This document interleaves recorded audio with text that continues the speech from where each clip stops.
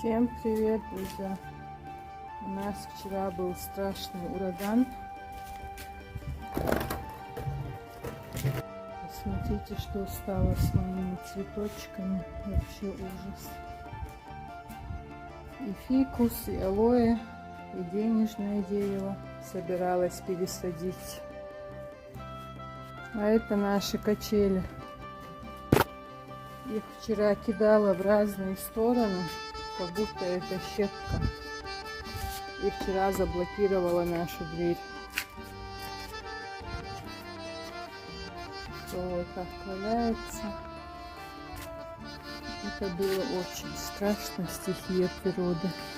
Очень жаркие были несколько дней. Но это все с крыши, это всюду попадало.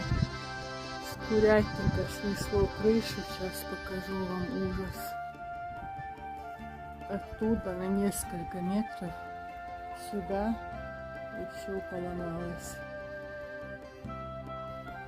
Такой грохот стоял страшный. Ну, и в Чунгаре, да? Перед стихией природы человек бессилен.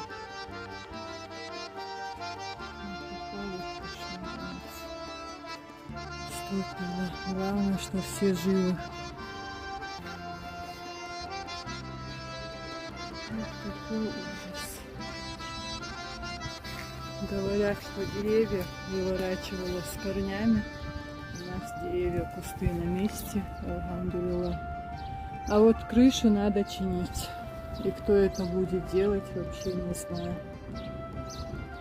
Кошкин домик на месте, а коврик снесло.